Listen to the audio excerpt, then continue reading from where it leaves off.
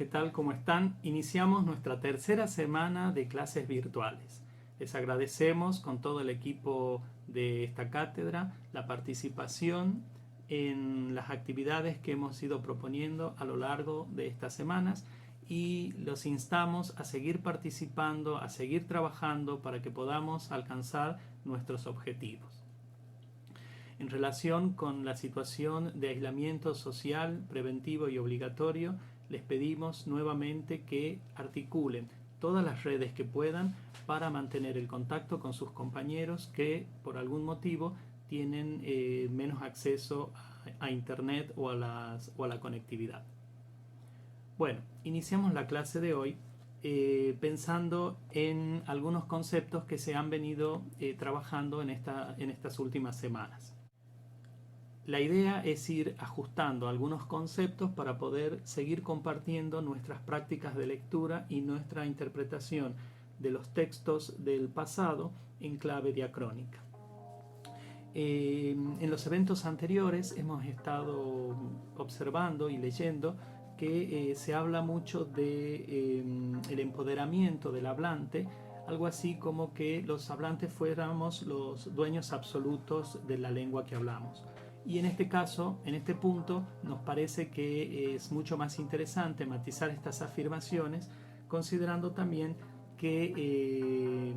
la lengua es una manifestación de una comunidad de hablantes. Cuando digo comunidad de hablantes, estoy hablando de un grupo de personas que se identifican no solo por rasgos culturales, étnicos, religiosos, sino también por una forma de hablar o una forma de decir. Cuando hablamos de la lengua como en su dimensión social, estamos diciendo que también está atravesada por estas discursividades y estas construcciones ideológicas. En esta dirección podemos decir o podemos afirmar, un poco metafóricamente quizás, que los hablantes no hablamos la lengua, sino que es la lengua la que habla por nosotros.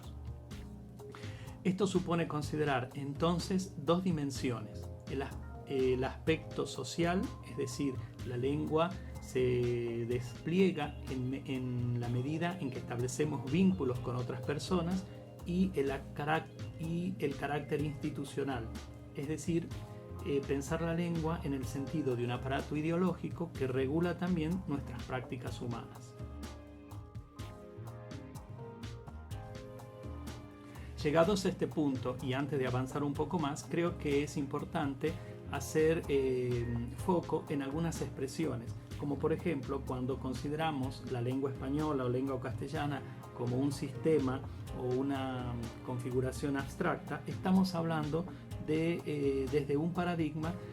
sistémico estructural. Y esto nos lleva a dos planteos. Por un lado, podemos considerar que el sistema, o sea, la lengua, puede reducirse a una colección de reglas de formación o de reglas de combinación de sus elementos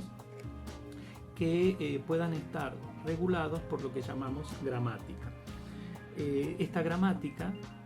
pasaría a ser una forma de regular lo múltiple, lo diverso y lo heterogéneo en categorías mínimas que puedan ser analizadas y puedan reducirse a un objeto de estudio.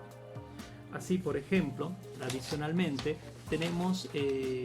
o se aborda el estudio de la lengua en distintos niveles que van desde lo más simple a lo más complejo. En este punto recomiendo revisar el concepto de la doble articulación del lenguaje postulado por André Martinet, que seguramente van a revisar también en la clase de lingüística.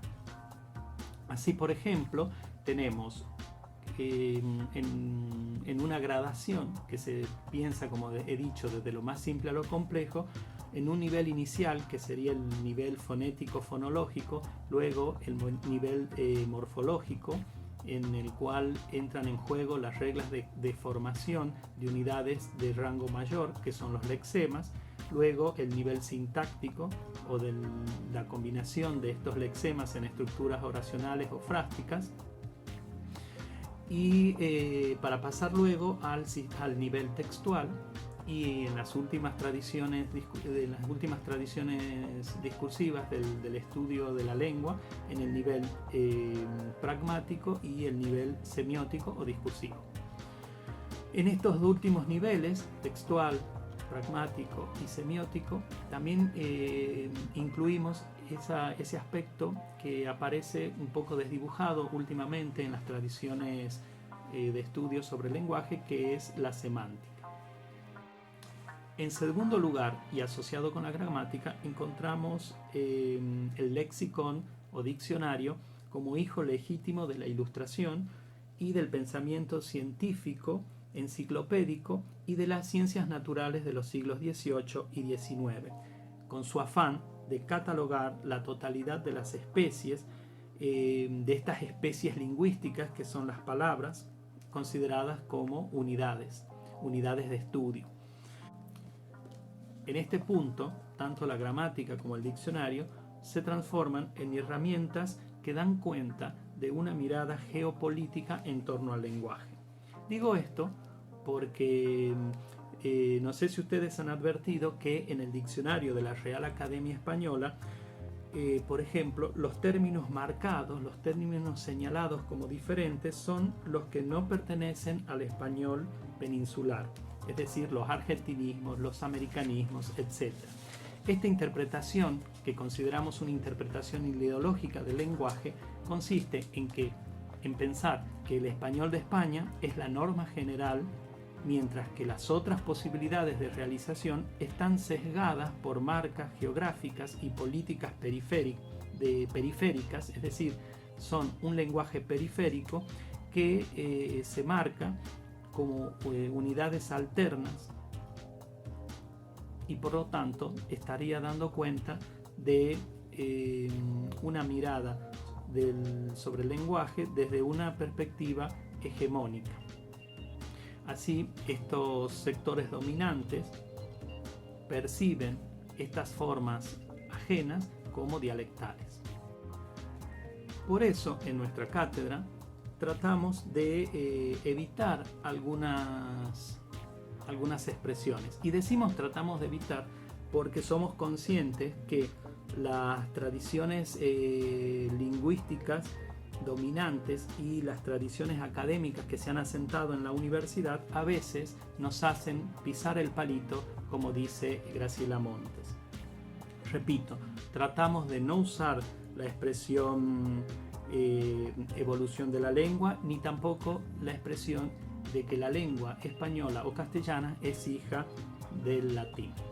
¿Por qué decimos esto? En lugar de evolución, como ya hemos hablado en el video número 1, que invito a que lo vuelvan a ver, preferimos entonces hablar de cambio lingüístico, de mutación lingüística, de hibridación y usando cualquier otra forma de expresión que nos deje un poco fuera de estos estereotipos evolucionistas. En relación con la expresión hija del latín, no adherimos a este concepto porque esto instaura una metáfora de la filiación, y la filiación representa ideológicamente un vínculo de subordinación que ha sido sostenido durante muchos siglos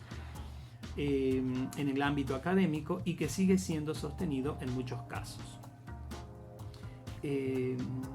A nosotros nos parece que esta mirada es siempre una mirada muy recortada y reducida de los profundos y profusos fenómenos que se ponen en juego cuando hablamos del cambio lingüístico.